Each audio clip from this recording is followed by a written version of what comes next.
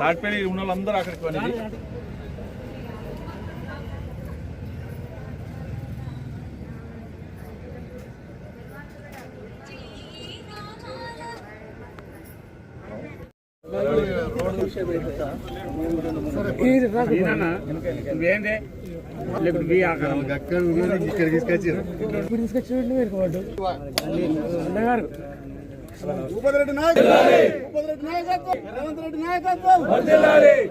అన్న ఆగండి, కొబ్బరికాయలు ఆగండి, ఫోటో సార్ చూడండి సార్.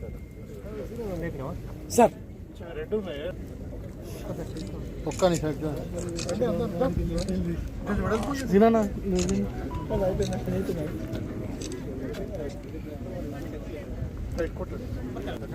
సైడ్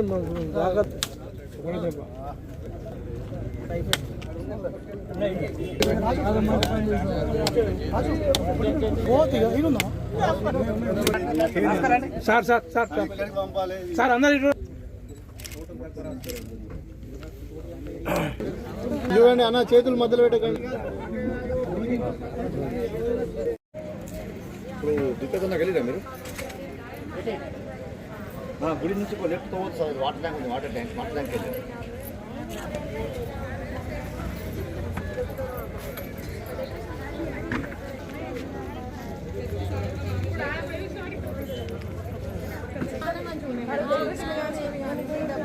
నానా కష్టాలు ఉండే కాబట్టి మరి చాలా రోజుల నుంచి దగ్గరుండి అధికారులతో మాట్లాడి 2 కోట్ల రూపాయలని నిధులు మంజూరు చేయడం జరిగింది. దానికి ఈ 4 గ్రామాల తరఫున మండల కాంగ్రెస్ పార్టీ అధ్యక్షులుగా సార్ మేము మీకు ధన్యవాదాలు చెప్తున్నాం సార్. ఎందుకంటే అక్కడ అన్న వాళ్ళంతా దినం. ఎందుకంటే మనకు ఎన్నో రోజుల నుంచి ఆ రోడ్డు కావాలంటే అసలు నాకు తెలియకముందు అయితే నేను తెలిసి కూడా ఆ రోడ్డు ఇంతవరకు ఎవ్వరు కూడా ఇంతవరకు అది చేయలేము. మనకు ఈరోజు ఇలాంటి పెద్ద రోడ్డు 2 కోట్లది చేయాలంటే అది ఎంత మన అదృష్టమో అంత మంచి మనం అదృష్టం చేసుకొని ఉన్నాం. అది మనకు మన శాసనసభ్యులు ఇలాంటి పనులు చేసినందుకు మనం ఎప్పుడు రుణపడి ఉండాలి. మరి ఇంకొకటి, ఎవ్వరు చేయని మన కాంగ్రెస్ ప్రభుత్వం కానీ మన ఎమ్మెల్యే గారు 86 ఇందిరమ్మ ఇండ్లు ఇచ్చిండు మనకు. ఎవరు ఇవ్వాలి ఇంతవరకు? 4,50,00,000 రూపాయల దాకా మనకు ఈ 4 గ్రామాలకు ఇచ్చిండు. మరియు గ్రామ పంచాయతీ, నూతన గ్రామ పంచాయతీ ఎక్కడ లేదా అదే చూపేతండలో ఇప్పుడు ఆల్రెడీ 50% అయింది. దానికి మా గ్రామ తరఫున ధన్యవాదాలు తెలుపుతున్నాం. మార్పు వచ్చింది అనుకుంటున్నాము. ఎందుకంటే మహిళలకు చాలా బెనిఫిట్స్ ఉన్నాయి. ఎంటర్ప్రైజెస్ కింద లోన్లు ఇవ్వడము, వడ్డీ లేని రుణాలు ఇవ్వడము, పావుల వడ్డీ.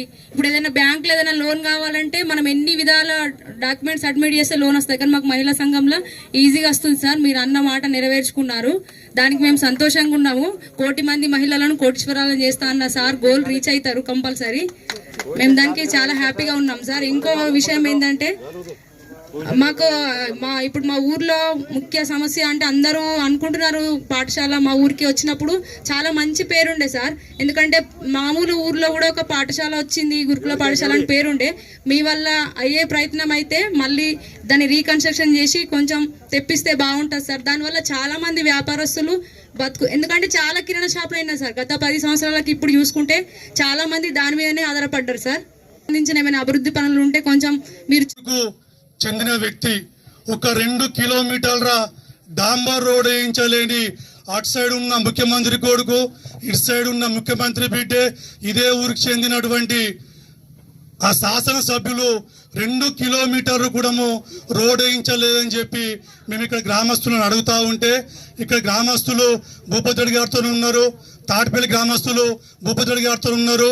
నేను వేయించా అని చెప్తూ చిమ్మన్పల్లి గ్రామ ప్రజలను నీకు 40 సంవత్సరాల నుంచి రాజకీయ భిక్ష పెట్టినటువంటి చిమ్మన్పల్లి గ్రామాలను, తాటిపల్లి గ్రామస్తులను, పందిమడుగు జీనిగాల గ్రామస్తులను నువ్వు 40 మన సిరికొండ మండలంలో మరి సిరికొండ వేములవాడ రోడ్డుకు సంబంధించినటువంటి మధ్యన శాంతినగర్ దగ్గర 1 కిలోమీటరు 1.57 కిలోమీటర్స్ రోడ్డు అది ఇంతకుముందు కంప్లీట్ కాలేదు.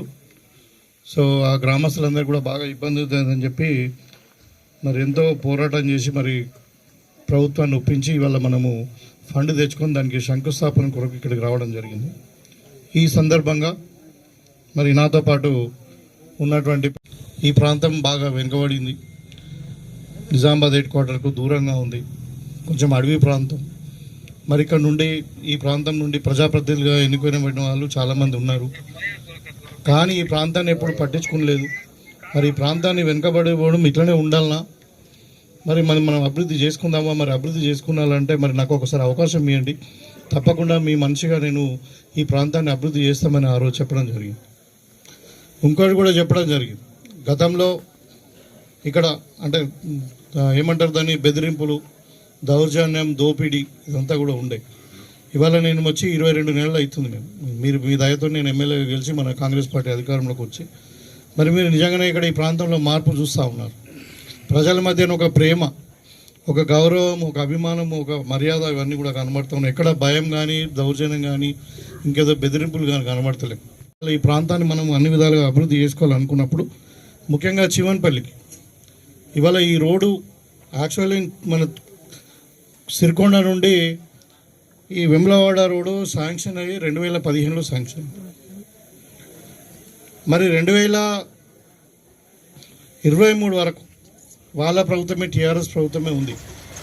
ఇక్కడ ఉన్నటువంటి ఈ గ్రామానికి చెందినటువంటి వ్యక్తే మరి ప్రజాప్రతినిధిగా ఉన్నాడు. కానీ ఈ రోడ్డు కావడానికి 10 సంవత్సరాలు అయింది. 4-5 కాంట్రాక్టర్లు మారిండ్రు, ఎన్నో రకాలుగా ఇబ్బందులు అయ్యి అన్నీ కూడా వాళ్ళు మధ్యలోకి వెళ్ళి పారిపోయినరు. ఇంకోటి చేసిండు, 10 ఏళ్ళు పట్టింది. ఒక రోడ్డు వేయడానికి 10 ఏళ్ళు పడుతుందా? అయినా ఏమైంది, మళ్ళా 1 కిలోమీటర్ పైన అంటే 1.7 కిలోమీటర్స్ రోడ్ అట్లనే పెండింగ్ ఉంది. ఇంకా 2 కల్వర్స్ అట్లనే ఉన్నాయి. సో దీన్ని పెండింగ్ వరకు మనం కంప్లీట్ చేసుకోవడానికి ఇవాళ కొత్తగా గవర్నమెంట్లో అంత ఈజీ లేదు మీకు. ఎందుకంటే మీకు కొన్ని విషయాలు చెప్పాలి. ఇవాళ మొత్తం కేసీఆర్ 10 ఏళ్ళు పరిపాలించి తెలంగాణను మొత్తం అప్పులపాలు చేసిపోయింది. ఏ గూట్లో చూసినా అలా అప్పే దొరుకుతున్నానంటే, నువ్వు ఏ డిపార్ట్మెంట్ చూసినా అప్పే. ఇవాళ మేము అధికారం రాకనే ముందు మేము ఏమనుకున్నామంటే ఓన్లీ 4 లక్షల కోట్లు అప్పు చేసిండు, అసెంబ్లీలో చెప్పిండు కదా, మరి అంతే నిజమే చెప్తుండేమో అనుకున్నాం. కోట్లు అప్పు, ఆ 9 లక్షల కోట్లలో 1 లక్ష కోట్లు మీదనే అప్పు చేసిండు, చేతి మీద బాకీలాగా. అదేంటంటే బకాయిలు పెట్టిపోయాడు కాంట్రాక్టర్లకు 60,000 కోట్లు. మరి ఇట్లా చదువుకునే పిల్లలకు ఫీజులు కొన్ని, ఆరోగ్యశ్రీ కొన్ని, ఇట్లా మన ఉద్యోగులకు, రిటైర్ అయిన ఉద్యోగులకు ఇచ్చేటి కొన్ని, అట్లా 1 లక్ష కోట్లు పైన అప్పు చేసిపోయాడు.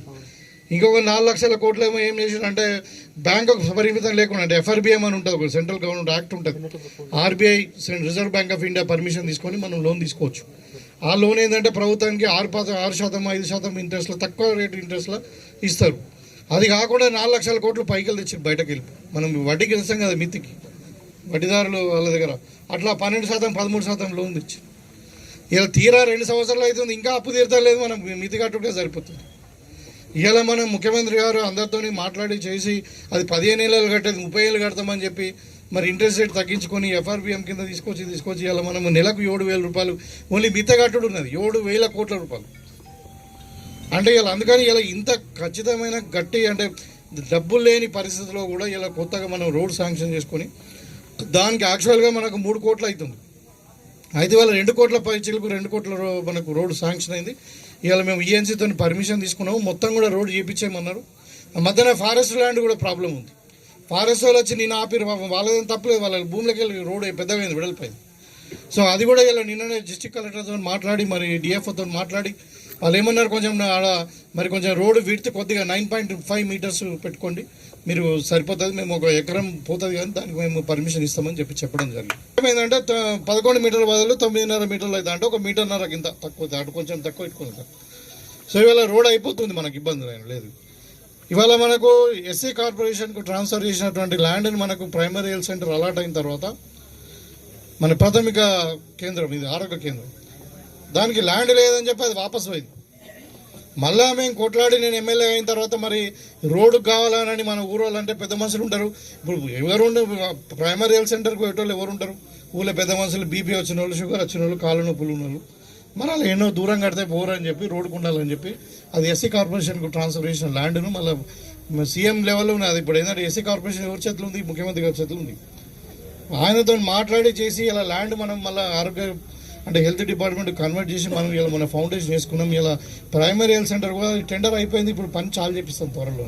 నేను ఒకటే చెప్తాను, ఇంకా టైం ఉంది, ఇంకా 3 ఏళ్ళు ఉంటాం మన ప్రభుత్వం, మీ అందరి దయతో ఇవాళ ఇంకా 3 ఏళ్లలో చీవన్పల్లిలో ఎవరు కూడా ఇల్లు లేని వాళ్ళు ఉండకూడదు, పక్కా ఇల్లు అందరికీ కట్టిస్తాం.